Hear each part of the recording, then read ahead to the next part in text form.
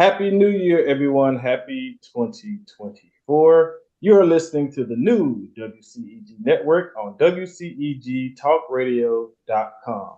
Or you can watch us live on your smart TV, YouTube, Twitter, Facebook, and LinkedIn at WCEG Network.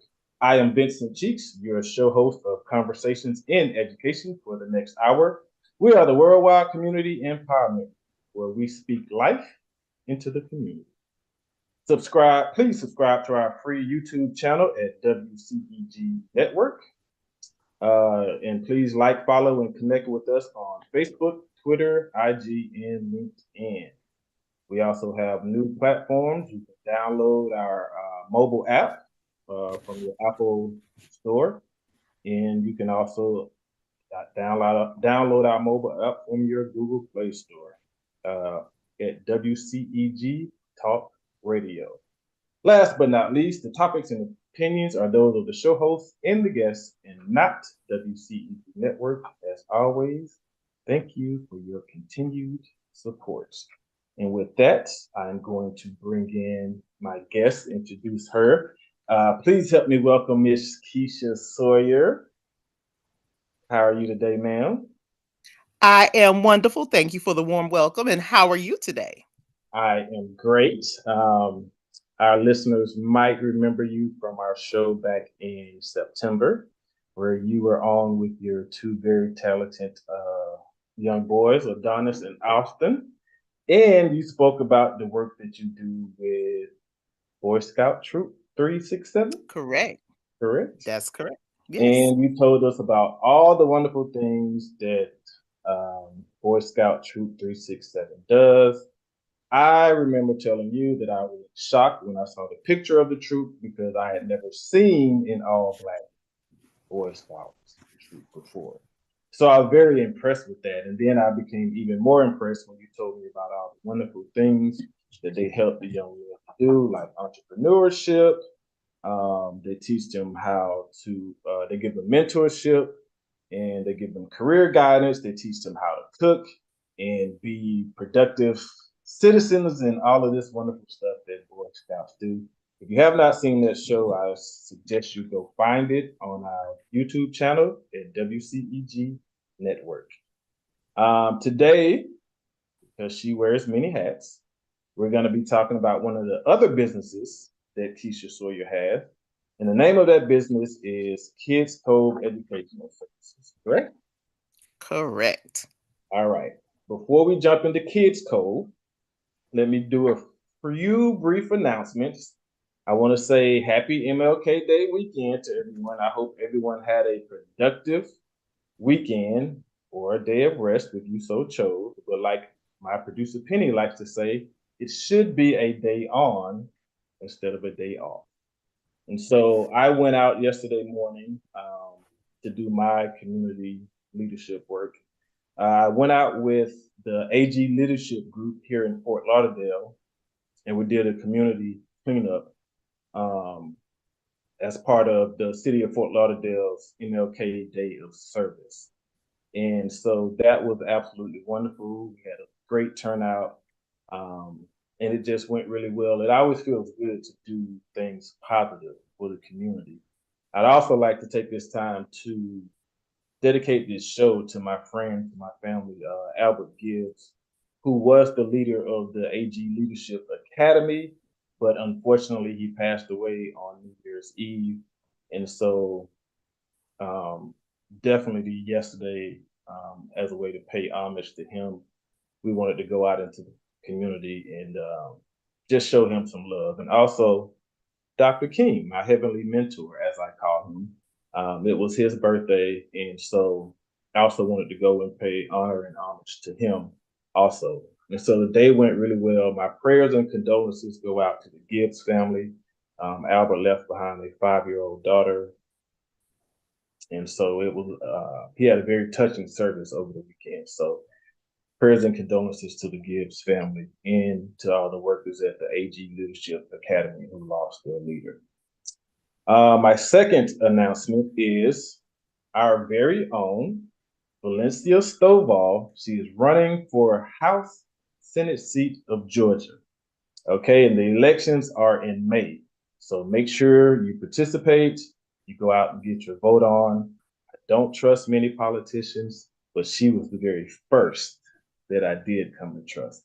And I say that every time I speak about Valencia Stovall, I have to commend her because I've seen her out in the community doing the work, the footwork, several times, not just the Black community, but the Black community, the white community, the Latino community.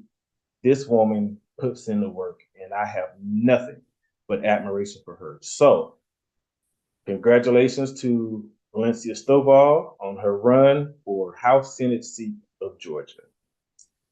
Okay, I'd also like to say a big congratulations to my alma mater, FAMU, Florida A&M University, for winning the HBCU National Championship back in December.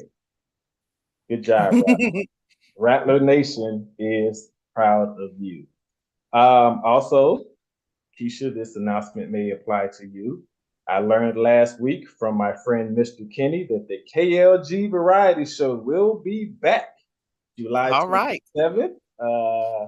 It'll be July 27th from 2:30 to 5:30 p.m., which is a Saturday, at the South Fulton Library. The past 2 years, you've heard me speak about the KLG Variety Show. This will be our third time doing it since the pandemic was over. Um, and we're looking forward to it again. So if you know any young people, any youth, we like to do this program for the youth. Any of them that have a specific gift or a talent that they would like to share. We do it at the South Fulton Library again. And um, it's a great opportunity for young people who are new to their gifts and talents or new to expressing their gifts and talents to a small crowd.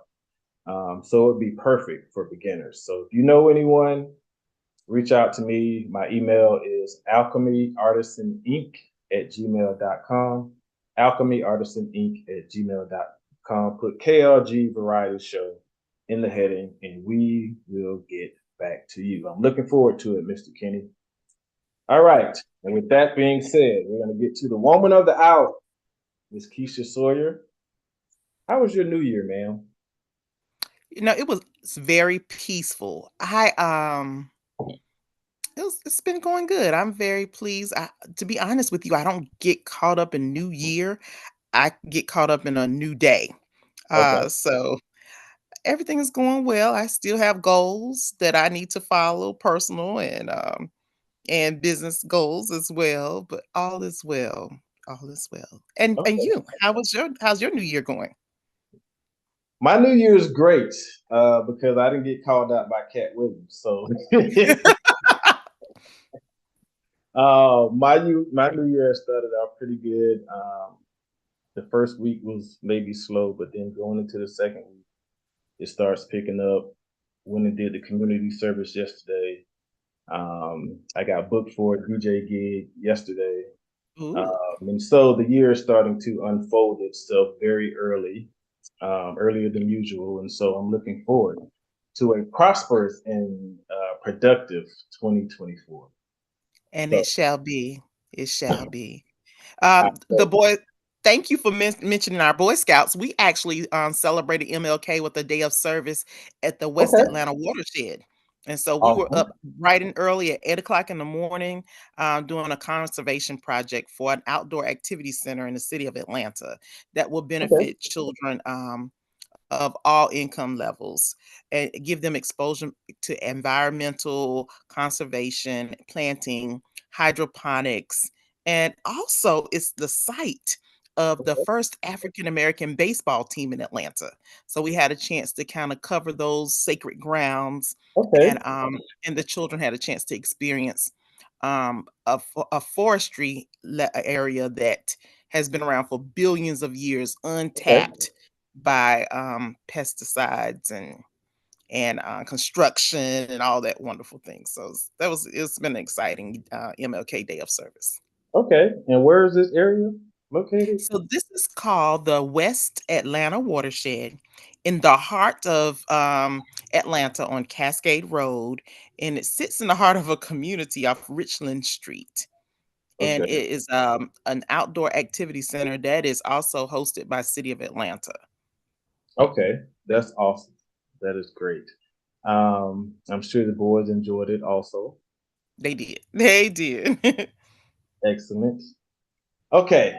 Um, one quick adjustment on the announcement for Valencia Stovall. She's running for Senate seat 34 in Clayton County. So let's wish her the best with that endeavor. Okay, Ms. Sawyer, let's get back to you in Kids Cove Educational Services. First and foremost, what is that? Kids Cove Educational Services is a for profit organization that supports families with education. We work with families who are in the areas of public school, who have children in public school, private school, homeschool, as well as before and after school care. We also support students with our tutorial programs and enrichment programs. Okay. And what type of enrichment programs do you have? Oh, our Richmond programs can range from reading to mathematical mathematics, anything in the sciences, anything STEM related, and also test prep. We focus a lot on SAT, ACT test prep, and the Georgia Milestones, which is a controversial uh, testing platform that is given to students who are in the public school system here in the state of Georgia. Okay. So you know I'm gonna ask why is the Georgia milestones controversial? Well, because it's a test that weighs heavily and gives a lot of weight to whether our students pass a grade. And it also is used as a tool to kind of see exactly where our students perform and to test their knowledge. And what we do know about testing is that it is very subjective and objective, and sometimes a test cannot measure one's true intelligence. So that's what makes it a little controversial.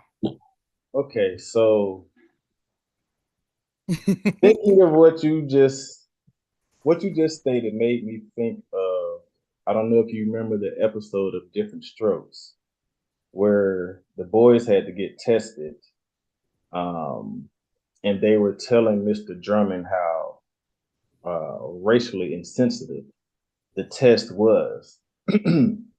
um, and so Mr. Drummond, of course, talks to the teacher or whoever it was, and they saw nothing wrong with the test. And so Willis and Arnold created their own, I guess, little test based on their perspective and their upbringing before they went to live with Mr. Drummond.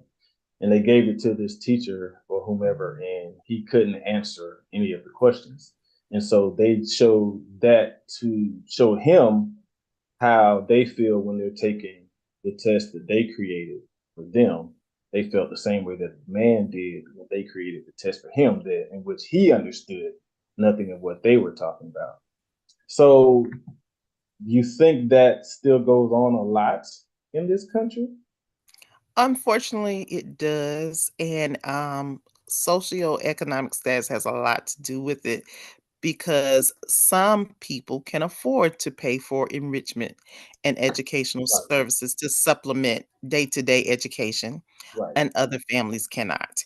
So, if you're getting extra support, the extra exposure, then you can soar. But if your sole introduction and practice is school, uh, that might be a difficult for some of our youth. Not for all, but some of our youth. And there's so many factors going on. Do they have computers? Do they have books at home? Resources is always is also the key. Right. Do parents take time? Do they have time in their schedule or transportation to get them to the library where they have amazing resources? I mean, it's so many um, caveats for us to look at as to why a student can and cannot excel. And well, I would think the most important. thing that they need is an atmosphere at home where they can relax and be able to do the things they need to do to pass this test. Sometimes our students don't have the best home life, and so they aren't able to focus at home or at school because of the way. Absolutely. And all schools are not created equal. That's another component that I mean, we could just We can go down the list. dissect this into so many different levels. And we also have this problem that might be foreign to you and I, but there are homes that lack books. So if you're not stimulated at home with books and literature, because that's where the information lies, what do you do? That's very true. I saw a stat the other day that said it said something like 70 to 80% of homes in the US don't have books in them. And I was just like, I believe that. I believe that And because we don't place a lot of emphasis on education and reading specifically. But reading, not only does it increase your vocabulary, but it opens your imagination and your mind to take you to all other different type of spaces and places where it allows you to grow as an individual. Um, absolutely. And we're so also missing several other components. We, our families culturally are not worshiping together. Whatever your religion may be, there's a significant drop in worshiping on a spiritual level. So, what we had back in the day, many years ago, we had a lot of people who were going to the mosque, going to the church for different churches. okay, Well, those were opportunities to read because you were given literature when you went to those venues and you were asked to recite whatever your mission statement was or okay, your principles, your belief. And again, that was introduction and exposure to vocabulary. It was repetition so that you could hear the words. And most of those places, they had some type of training, youth training, or adult training where youth were in, going with an adult, so they had a chance to practice, see words in print. So that's another component that's missing in our culture now, that children don't have opportunities to practice um, reading, and that's a problem. and so I keep hearing you say in our culture, um, and I know why you're saying that. Can do you think you can pinpoint where in our culture that we started straying away from all the things that you're talking about?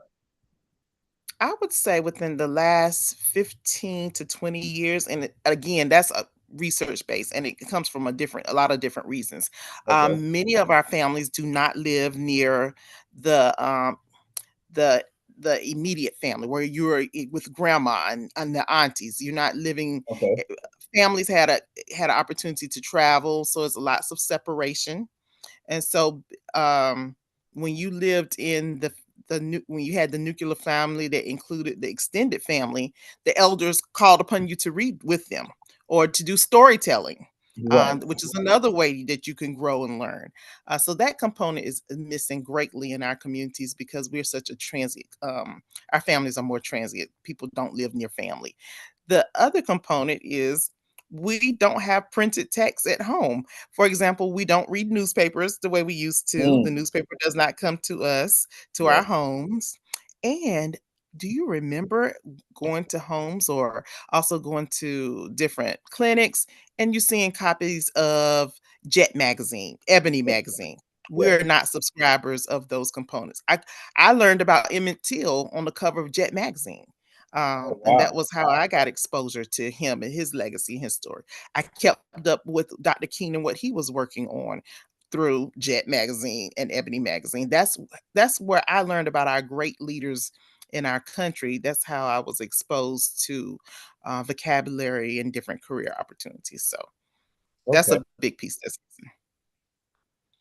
So this test in Georgia, Georgia milestone, it was called something else before. CRCT test. Correct.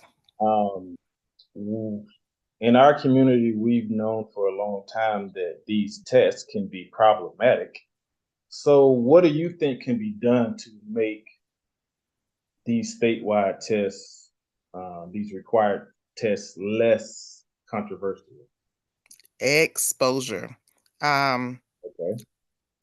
the number one, we probably could, it would be lovely if we could get our parents on board to kind of go to the seminars and trainings and learn more about the testing. And then they Cool. could decide whether they want to promote it, support it, or advocate for it. That Okay. would be ideal. Unfortunately, the turnout is very low when testing, when workshops and trainings are given about our testing opportunities. Secondly, if you're going to play the game, you got to practice the game, right? So if it's going to be there and you can't fight against it, then you need to be able to practice and be prepared to do well. And that just comes from that just has to be a personal choice for families, and it has to be a committed choice to make it happen, that I'm going to sacrifice and do whatever it takes. I'm going to study 2 days a week for 1 hour just on test taking strategies, just on the content, just on formulas and principles so that I can do well, my student can do well. Okay. So, when I was teaching, Mhm. we had a test taking strategy called Teach to the Test. Have you heard of that before? I have not. Uh, Teach to the Test basically meant, now, mind you, this was 20 years ago. I taught from 2003 to 2005. But Teach to the Test basically meant instead of teaching your class regular science, math, English, basic subjects, that you took specific portions of the test, broke it down, and you created your lesson plan based on how they would be taking the test. And they call it Mhm. teaching to the test. So you basically created this strategy where your teaching was based on how the students would take the test. Now, I'll be the first to say that didn't necessarily work. Okay. And why did it not work? Well, one, a lot of the students weren't receptive because a lot of the students didn't like to take the test. I can't tell you how many of my elementary school students told me that they didn't like the test. They didn't like And taking it why do most people not like taking tests? because they're not good at it. Because Because they they don't think don't they're smart. know the content. I was So about to if say you they don't don't think know they're the smart. content, you're not gonna do well. For example, I'm not going to sign up for a skating contest because I'm not a great skater. Right. So I'm probably am not going that's not going to be the first choice, because now I will go skate, but I'm not going to join the skating contest because that's not my strength. But if you know the information, you will be less likely to say I can't do it. In most cases, not all, Right. because you still have other caveats. Testing is long. Most people don't want to sit still that long. Correct. Two, testing requires you to focus. That's a whole nother conversation with this generation. Right. Focusing is a challenge because they are exposed to so much stimuli. Yes. Um, so, but the biggest thing, that the biggest weakness that we see is that our youth are not prepared. They look at the questions and they're not familiar with the vocabulary. Um, it's not that they don't know the concept, but the presentation may be different. So, so it's just so many factors that we have to kind of fill in the gaps for. Okay. One comment says we rely more on traditional resources such as the federal educational system. We haven't made the investment back into our own community. What do you think about that? There's a lot of truth in that. But resources are available. We have to train our community, especially our parents of young scholars and older scholars. You have to invest. It is time consuming, and it is you have to invest your time, money, and energy, and you have to kind of model it for our youth. And it cannot be left to our youth to do it alone. And it takes a whole community. So those community members who are without children, we need your help too to come to the library, come to the churches, help us read with our youth and support like you do. You do a wonderful job of shouting out scholars. That's encouraging just right then and there because Yeah, they're motivated like, "Oh, he noticed that I did well today. So let me get back in here and do well again." right. It's going to take a whole community effort for us to fill in that gap. Okay. Now I want to go back to what you said about focus, because I saw a video on social media a couple of weeks ago, and it was of a little boy.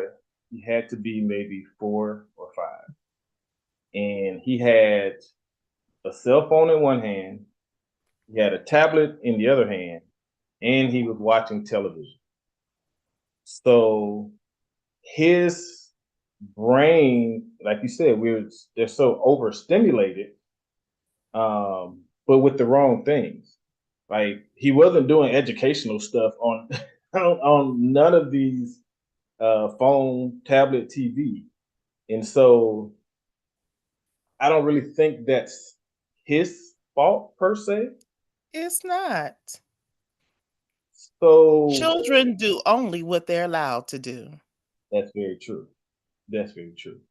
So I don't necessarily think the TV, the cell phone, and the tablet in and of themselves are bad, but it's what he's doing on those devices, um, playing games, watching cartoons, watching another show on TV. Like there's no where's the educational enrichment, the educational support. Like when my little boy was 2, we started sitting him down in front of watching Barney, watching Sesame Street, watching these other shows that are going to teach him to count and to do all of these other things as ABCs, while he's sitting there on these devices. And by the time my son was 4, he was very well educated. Like he was a very smart little boy before he even started school. And then He was prepared. we were prepared. And then I started buying these educational toys. I remember a company called VTech was making Yes. these educational toys, and so I brought a couple of them home. And so, like you said earlier, it's the things that we give importance to as the adults that children are going to follow suit in. And do you think the devices are a huge problem? Oh, it's a huge problem. It's a huge problem for me. I do the same thing. I've been on a tablet, a computer, on the phone, and I am multitasking all over the place. And but am I truly focused on one thing? Am I truly getting total benefit for whatever I'm trying to do because I'm pulled in so many different directions? Right, Um, Recently, I left my phone at home. It drives my spouse crazy. I actually like it because I am so focused on whatever task I'm doing. I was going to the grocery store, but I was actually more focused, just enjoyed the whole experience so much better without the distraction of looking at the phone to see if somebody called me, if I missed anything. I yeah, um we took a vacation recently where there is no internet off the coast of North Carolina. That was heaven for me because I went had a chance to go back and just enjoy picking up a book or really right. focusing in on a conversation.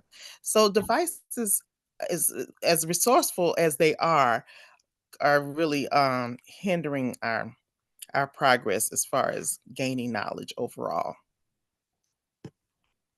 Okay. Let's get back to Kids Cove Educational Services. How long have you been in business, and why did you start this So I have been in business for close to 18 years. I think I'm approaching my 18th year. How I got started was I was teaching in a public school system, and at the time I had a 3-year-old. My husband worked long hours and I worked long hours. I had left home between 6:30. I wouldn't get home until about 7 o'clock in the afternoon. He would leave for work about 9, but he wouldn't get home until close to 8 o'clock. And his concern was, listen, I don't get a chance to really spend time with our child up in the morning when I would take her to school, because by the time I would get home, she would already be in bed. One of us is going to have to be a hands-on parent. Um, he also shared that, you gave so much to the school system that your energy level was very low. By the time you got home, you didn't have much energy for us, and you were distracted by all of the commitments you had to do at school. Why don't you consider staying home and still teaching on an independent level, maybe on a private level, but still so that you can still be home with our child? So I said, okay, I'll think about it. 3 years went by. His mother is diagnosed with cancer. Oh wow. I ended up I ended up becoming her caregiver, commuting 10 hours every weekend for extended weekends to support her and the family. And that put life in perspective to me. Life is too short. We need to give time and energy to those that we care about. And I have this beautiful young child that I need to make sure that she has everything she needs. She needs that foundation. I need her to be prepared. And so I came out of the school system and I opened up in-home private daycare business. Okay. Well, as word on the street is just spreads around the school super quickly that I'm going to be working from home. And so one young lady, one of the preschool coordinators, says, "Oh, my daughter's having a baby. Can you watch her baby for me? You're an educator. You already know what to do. You have the certifications. That'd be great." Okay. 10 minutes later, the counselor comes around the corner. "Well, my daycare plans have fell through and I'm due next month. Can you help me and watch my child for a little bit?" Fast forward, by the time the month is out, I have 6 clients, Oh wow. all from educators, which was a Okay. perfect situation for me because that means I could have my summers out if I needed to.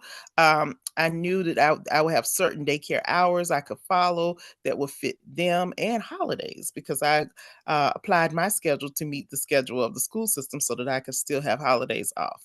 So that's what I did, and I just been rolling and expanding ever since. I started out with the daycare business, and then I added tutorial services and a before care after program, a after school program, enrichment programs in the summertime, and I've just been growing ever since. So that's how I started.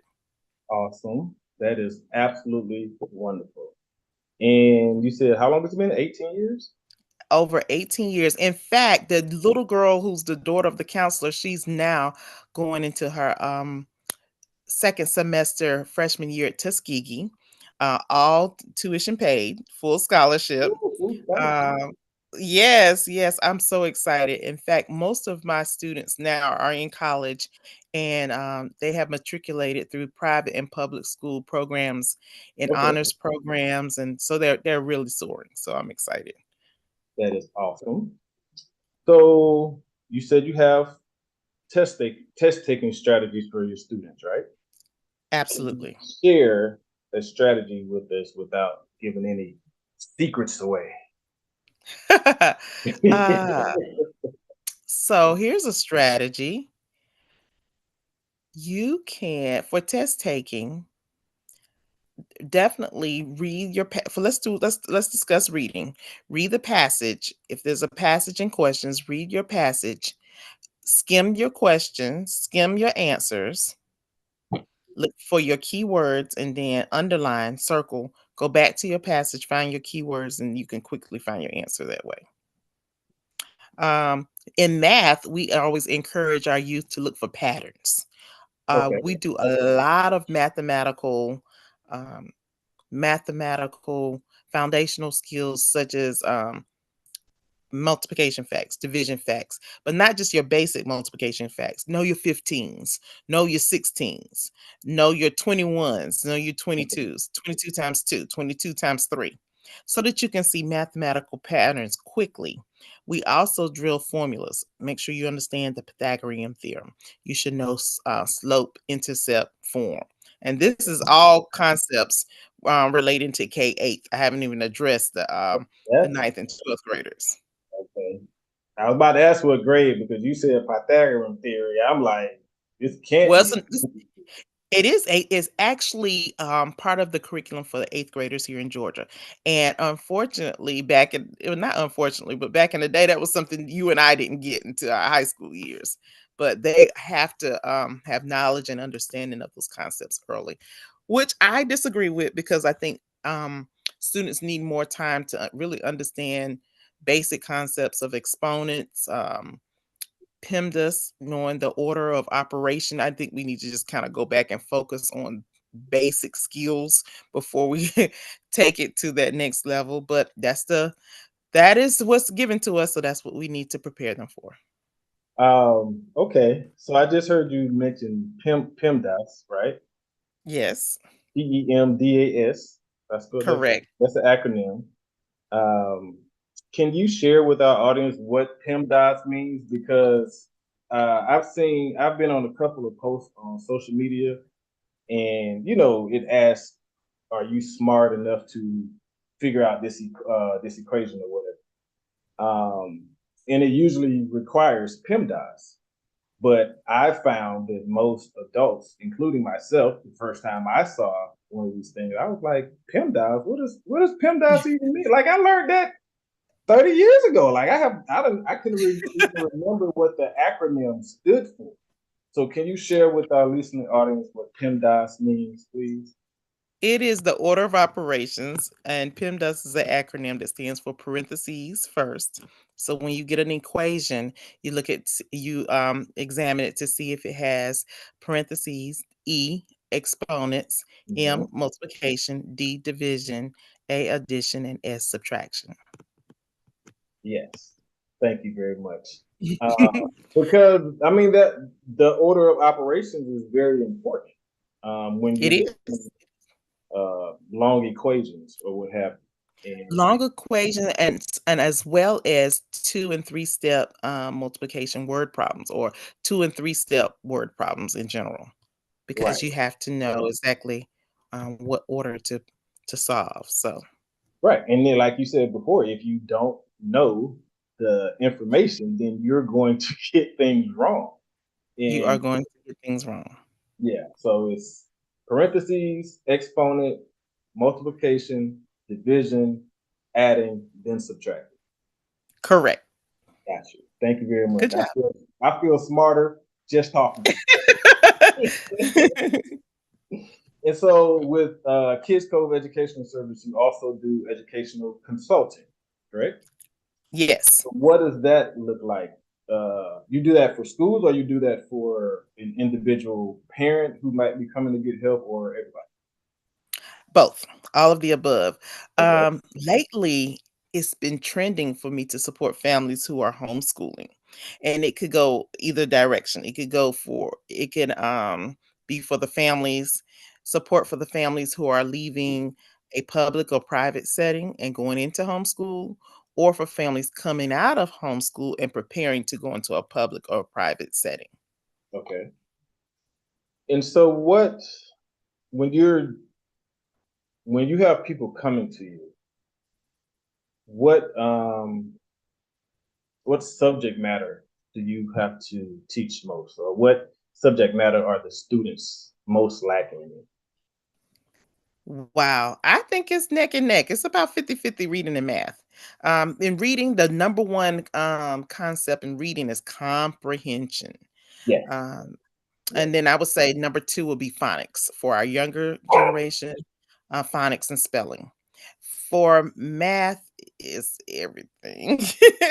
And especially regrouping and subtraction with multiple digits, 3 and 4 digits, as well as division. Division is tough. Long division is tough for our youth. And I think it's because long division is thrown at you a little bit at fourth grade, and then you by the end of fourth grade, early fifth grade, you're expected to have mastery. And you definitely need at least 2 years of consistent practice to master division, because division leads into understanding fractions and remainders. And so you have to have a good understanding of that before the division process, before you can move forward, because then you got to go into the least common multiple and the greatest common factor, and Yeah. which is part of the whole fraction series. So Okay. foundation is everything. Well, I know as an adult, um, fractions gave me problems. And I didn't really even understand fractions until I became a teacher and I had to teach fractions to my second grade class. And Yes. I didn't know what I was doing. And so I had to take a week prior to me teaching them, teaching myself from the teacher's manual. And it was very frustrating, but eventually I got it. But it took you practice, right? You had to practice it. You had to, because it almost has to sit in. It's like riding a bicycle. You put your foot on the pedals, you have to balance it, but you have to experience it and do it several times before it can kind of make sense and click to you. You're like, oh, I get it. Because fractions is really like pictures. It's almost like art. So if you understand it, if you have a chance to get a visual understanding of it, then you can really soar with understanding fractions. I like Okay. to teach fractions with food. That's a very motivating way to teach It, fractions. it is. It is. Pie, Yeah. pizzas. I think I did it with a pizza once with my second Yes. grade class. So that definitely helps. And then they get a little reward at the end also. And I Uh, like to mix fractions and measurement together. Liquid measurement using the measuring cup, working with water. Children love to work with sand and water. And so that's a great way to tap into our kinesthetics learners and still get the concept of in, okay. So this you concept. using these words that a lot of people don't know about it. We here at Conversations in Education, of course, we like to educate everyone. So what does Okay. kinetic, you said kinetic learning or kinetic something you just said. What does kinetic mean? So the kinesthetic learner is the learner that likes to be hands-on, that has to touch. It's the child that's moving around, that can't sit still, that's in and out of their seat, standing up, or just has a high sensory level, likes to explore and touch and feel things. And so we want to make sure that we have lessons that meet those needs as well. Okay. So is it kinesthetic or the It really depends on which side of town you're on. It's kinesthetic. It's kinesthetic. It depends on which because region you're in. I've said kinetic. So it's a S, kinesthetic. Okay, kinesthetic. See, I got 2 degrees and I'm still learning. Okay, I learn every And day. we So, all are, and that's the number one thing that I always share. I'm yeah, always learning. We are always learning. That's what humans do, and that's a yeah, beautiful thing. yeah. But Now, go ahead.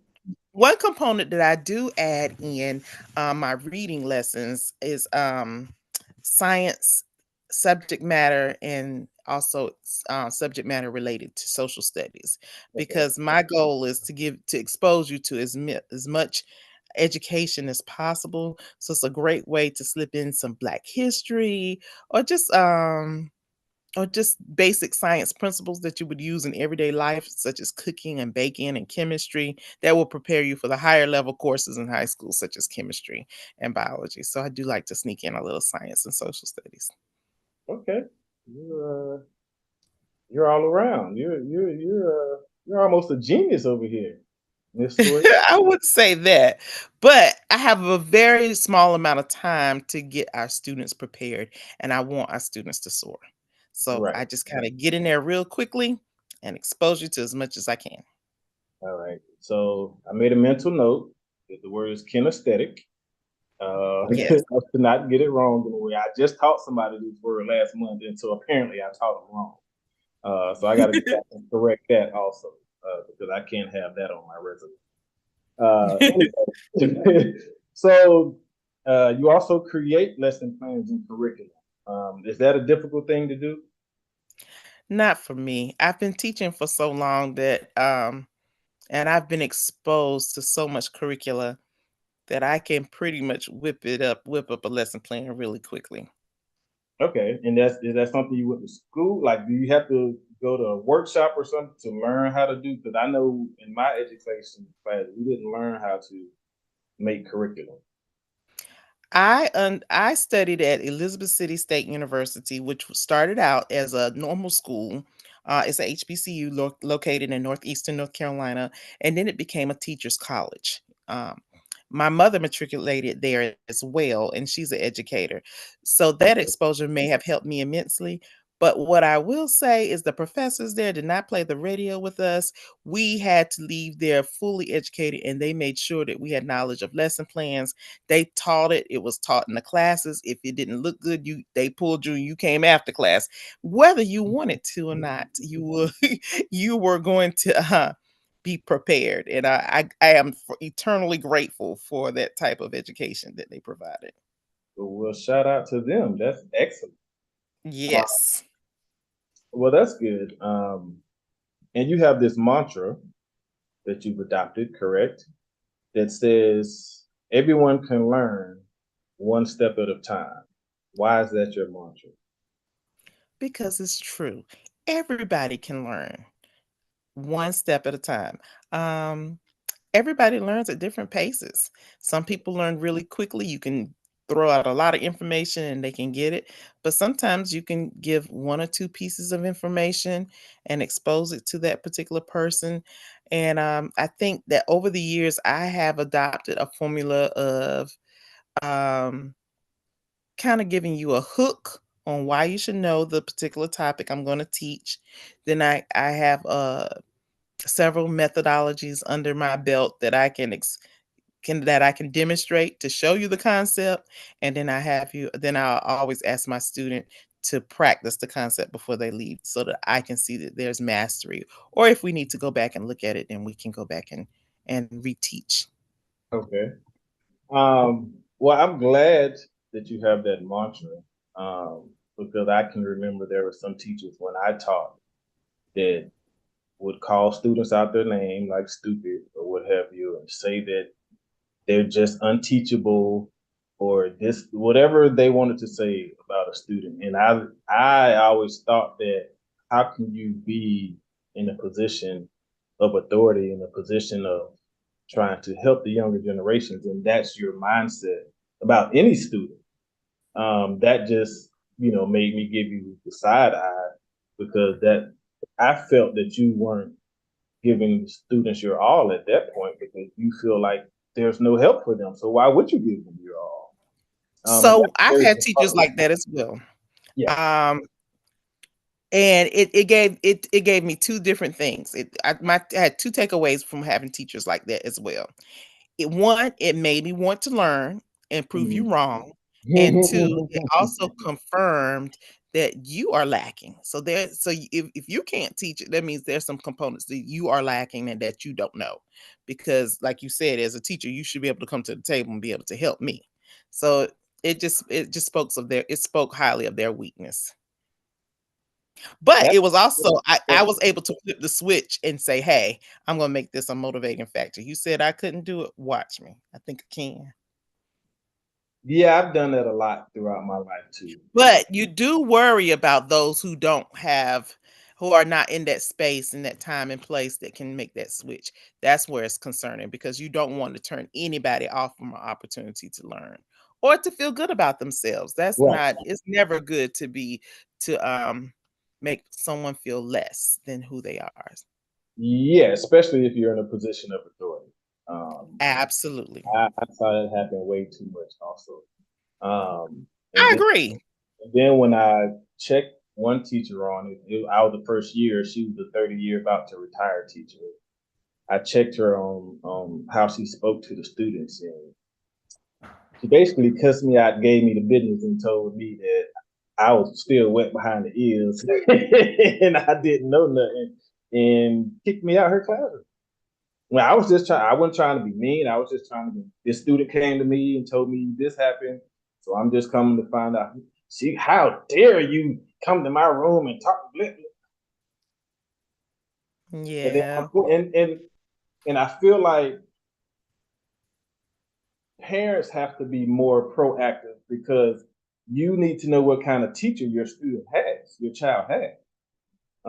Because there are a lot of teachers out there, unfortunately, that just are there for a paycheck or for the vacation, Christmas break, or what have you.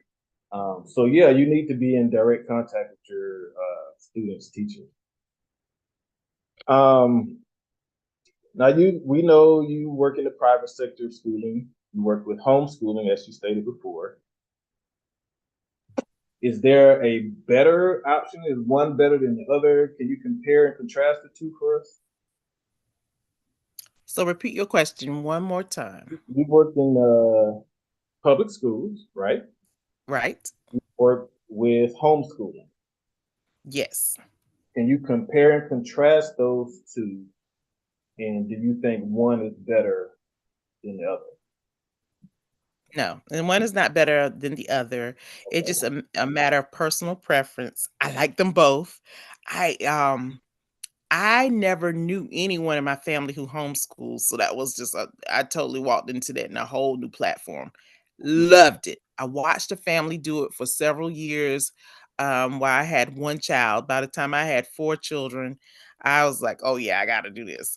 So it was a great learning lesson, and it was also, a personal privilege point for me because I had a chance to be hands-on and work with my own children one-on-one, which gave me so much joy. And I was able to do a lot with them to prepare them so that when I did send them off to private and public schools, they were able to soar and fit in and be comfortable and confident. Okay. Mm, I don't know. I think there's so much negative that goes on in public schools that over the years, I've kind of leaned towards the homeschooling thing. And by negative, I mean, like you mentioned before, lack of resources for the schools. If you have a teacher that's uncaring and unnurturing, students deal with bullying all the time, which affects their self confidence and it affects their schoolwork. Like there are all these things that go on in public schools where I've known a few people that have homeschooled, and they're like, my child is happier. The direct one-on-one time is that much more valuable to them, and it just boosts their confidence tenfold from the things I've been told from people that homeschool. But I also don't want to. I don't want to totally knock public school, but I do think there are a lot of issues in public school, especially in our community, that aren't being addressed enough, and things aren't being done. So it is funny you brought all of that up. So I've homeschooled my children. I typically homeschool my children to middle school, and then I send them off to high school. What I did with my last two children, I let the last one go to start school in 5th grade, Adonis, and then Austin started public school in sixth grade. Okay. And luckily they have adapted very well. They actually enjoy going because they had a curiosity kind of thing going on because they had been homeschooled for so long. I will say that there are so many perks to homeschool. You get to set your environment up the way you want to. You can really train youth to be mannerable, and they don't have to work so hard to filter out all the negativity. When you're Right. in a public school, you got to work hard to filter out negativity. So that is hard. However, I will say that I have been working hands-on um, in the classrooms within the last couple years, helping teachers and even substitute teaching, serving as a substitute teacher for some teachers who may need my support. Um, and I have to say that there are a lot of good teachers out there. They're really giving it their all and trying their best. The biggest component that I see um, that is hindering our public schools from being successful as they can be is teachers wear too many hats. They have to be they have to Absolutely. deal with behavior, they Yes, have to ma'am. do too much paperwork. That's way too much. Oh, the paperwork. It's Yes, that's too much, and it's unnecessary. That should be outsourced to something else. Also, if I had my way, and waved my magic wand, I think teachers should teach Monday through Thursday. Friday should be strictly their planning day. It could be their mental health day, and it should be focused on enrichment. And there are several schools in school districts across the country that are using that platform. In fact, we have several charter schools in the Georgia area that have used that platform, and it's been very successful. Thirdly, we Okay. do not have enough hands on deck. Class sizes must be smaller.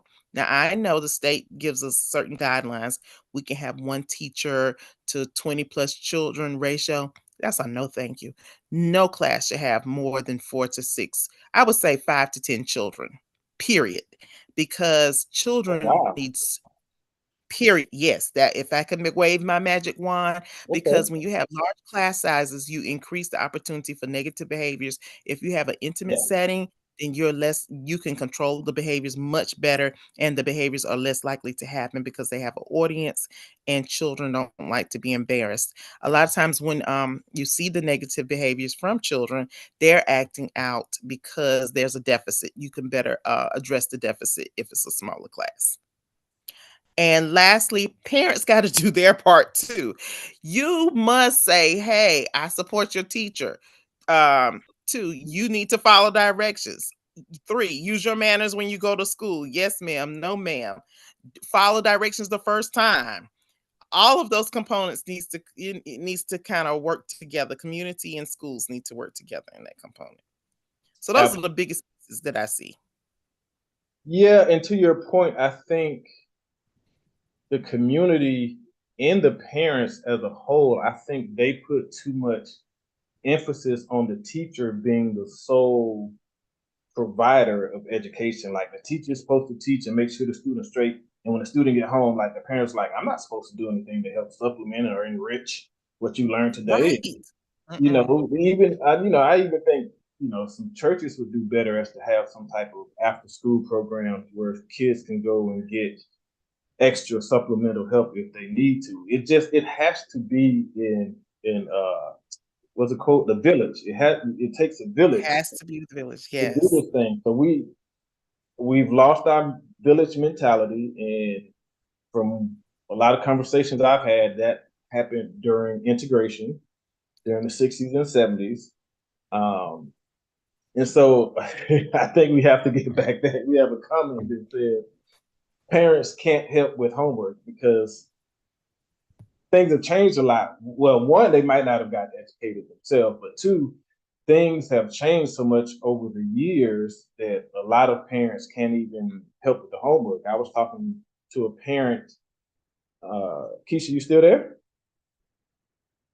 Okay, I think we lost Keisha for a second, but I was talking to a parent just last month, and the math homework that she had to do with her daughter, um, she couldn't do it because they're still doing the new Common Core type math stuff. And this new Common Core math is very new, it's very different, and it's very difficult. Like instead of with Common Core, the math that we learn 2 plus 2 is 4. But with Common Core, you gotta dissect the numbers and you gotta show work to show how you get to this basic answer. Like they added all this extra work to get to the answer that the students have to do nowadays. And a lot of parents don't know how to help with the homework. And it's very frustrating for them if it gets to that point, which I feel that some schools,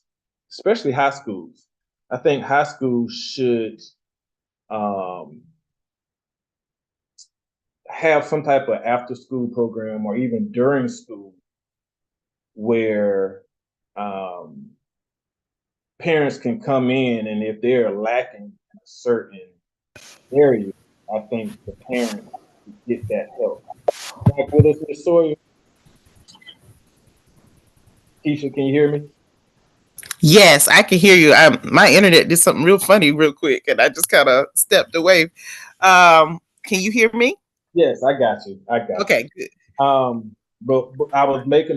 We had a comment on here saying that the parents can't help with the homework, and that is an issue for the children, but also an issue for the parents. And I feel like some schools, especially high schools, should have maybe like an after school or even at night classes where parents can come in and get the help they need if they feel that it's needed.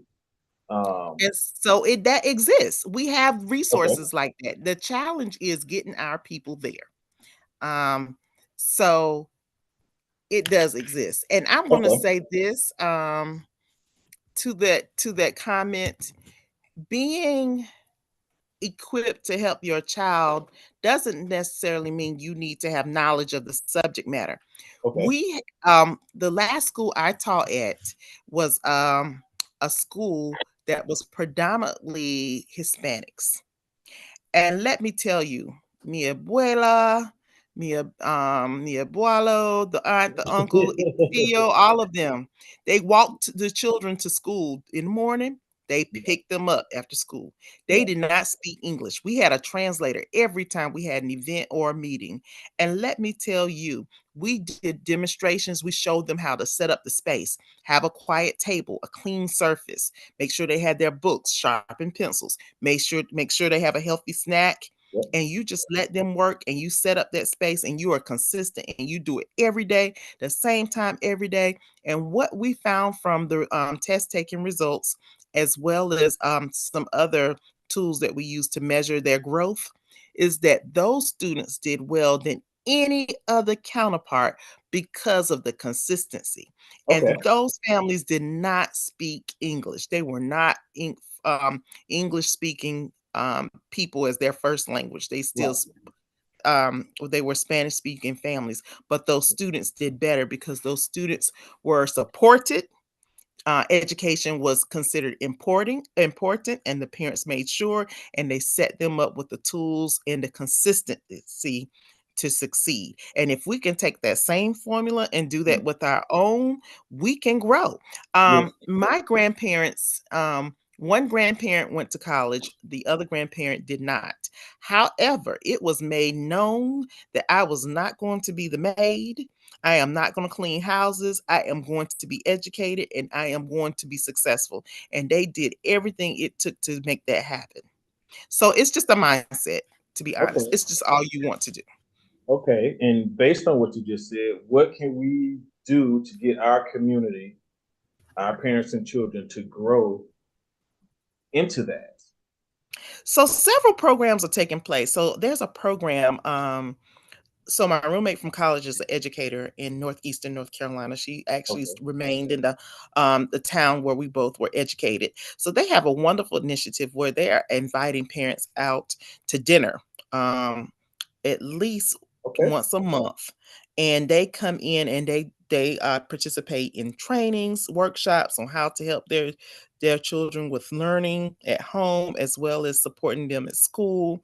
And they also provide transportation, so they don't even take for granted that you can get there, and that has been helpful, providing the transportation and providing a meal to get parents out. We Okay. may have to go back to the basics. We may have to go back to the basics and knock on doors. Mm. Um, we may have to think out of the box. We have great participation at football games and Yep. sporting events. Yep. So, that's a one place that we can find our parents and families.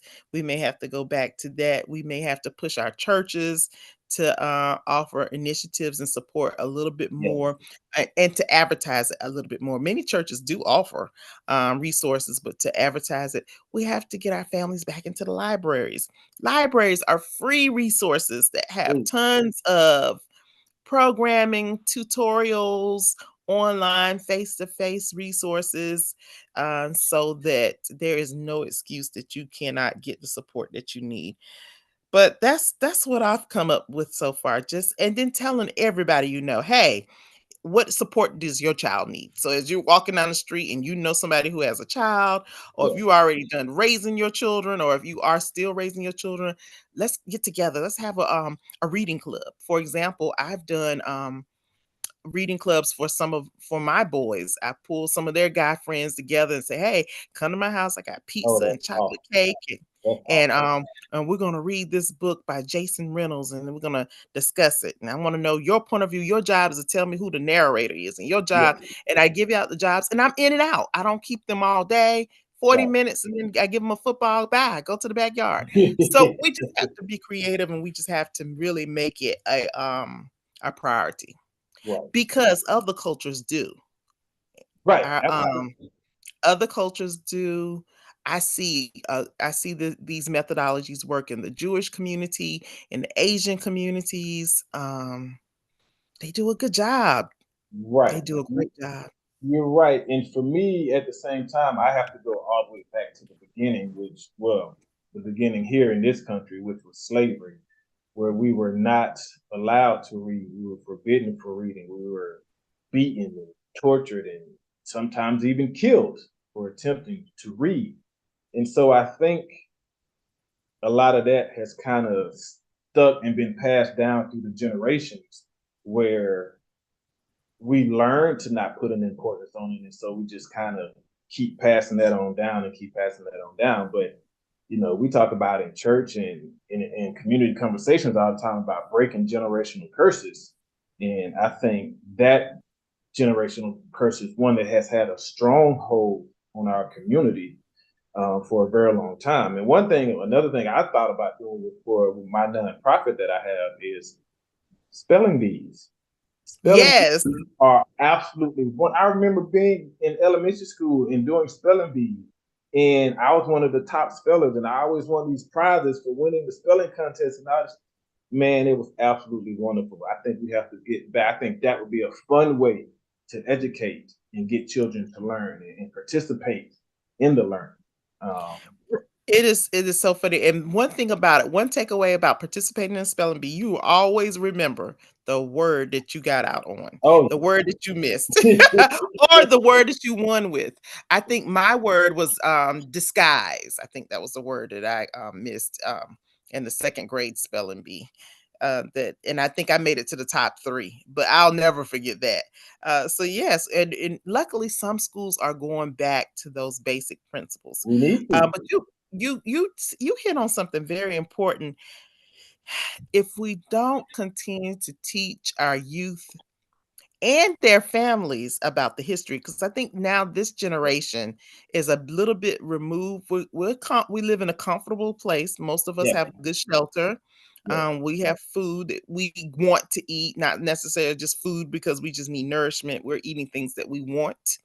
Um, but we're not. We're a little bit removed from the history. yeah. And watching the movie Color Purple reminded me of our youth is missing the component that education wasn't always accessible, Right, exactly. and that what we're offering can be taken away from you. So what you want to do is be appreciative, and I think that's another piece that's missing. Absolutely. They're taking it for granted. Absolutely.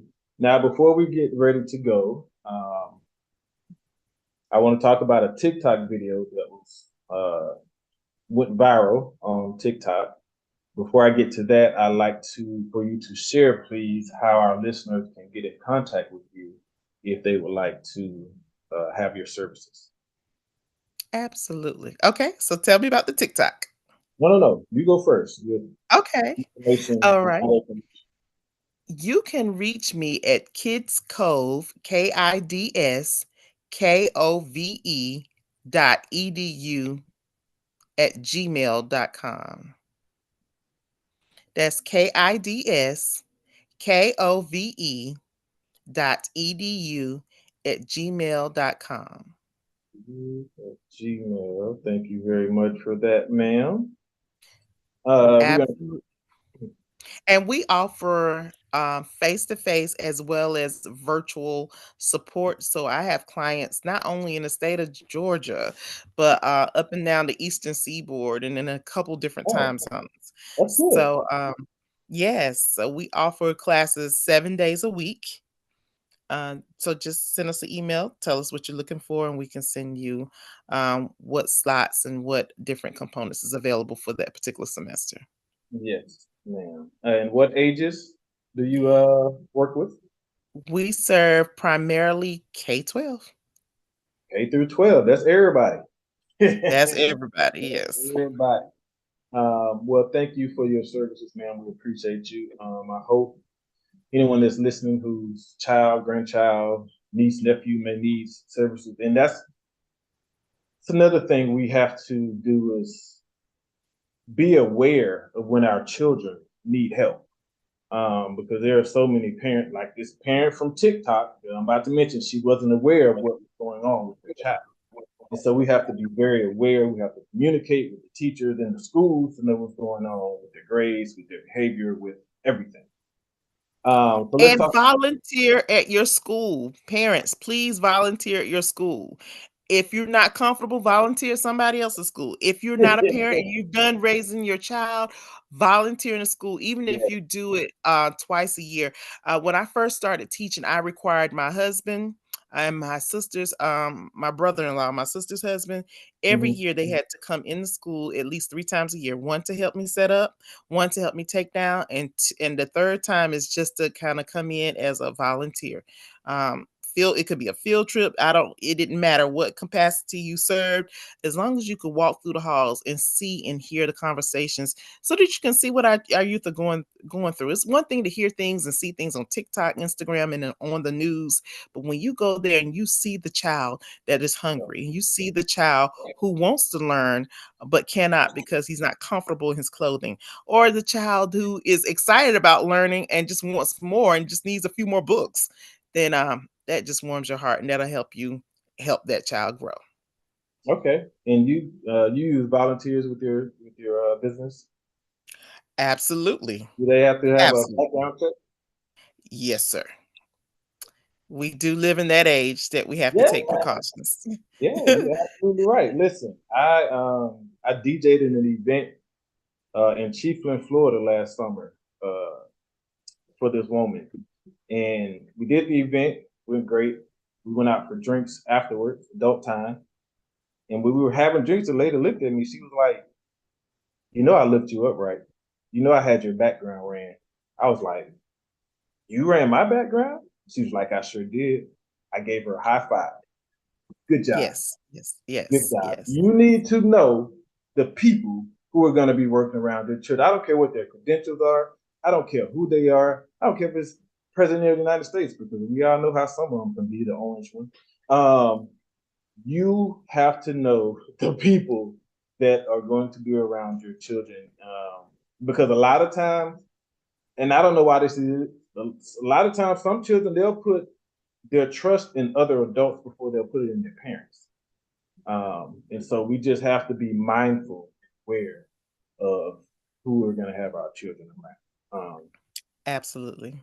So with that being said, we're going to talk about this TikTok video real quick. There was a mother, Okay. a parent. She posted a TikTok video that went viral, and she was upset because her son can't graduate because he has a GPA of 0.013. Okay, that's not even my whole number. 0.013 was his GPA. The child apparently missed over 100 days of school. And so the mother was upset because she's saying she took him to school every day. The school wasn't communicating with her, letting her know that he was missing school, missing classes. Because I guess apparently when she dropped him out, he would leave school. So the mom was mad because nobody was communicating that to her. And she didn't know, I guess, until it was time for him to graduate, that he had a 0.013 uh, GPA. And so she's blaming the school, she's blaming the teachers. Um, he missed 272 days. I'm sorry, that's the whole school. That I'm guessing that was over a A couple of period years. of time, because there are 180 days in most I'm schools. but the school was saying he thought he wanted to graduate. The school is now saying he has to go back to the ninth grade and start all over again. And the mother is in her feelings, saying the school didn't educate her child, the school didn't communicate with her, that he missed all these days and that his GPA was so low. What do you think about a situation like that? So it's because of situations like that that I know my son's school, they called us in for a meeting with the counselor one-on-one at the Okay. top of his junior year, and we analyzed the transcript together. The parent and the student had to show up. Okay. Mandatory for all students of a student body size of over 2,000 students. The Hmm. counselor met one-on-one for 15 to 20 minutes with every parent and every child over a period of 3 weeks, Oh wow. and we combed through it, so it will be no questions asked, and they got our signatures to say that, hey, you have read the information, you have heard it. So when it comes to graduation in 2025, we do not want to hear any excuses about you didn't know. Right. And also, most platforms now, that's hard to accept because most platforms have an online Yeah. system of tracking something similar. One, and in our area, we use Infinite Campus, which is a popular platform in the homeschooling community as well as in Okay. the public school community, where you can see your child's grades, transcripts, scripts, and absences. And lastly, I get a phone call anytime my child is absent at either one of their schools.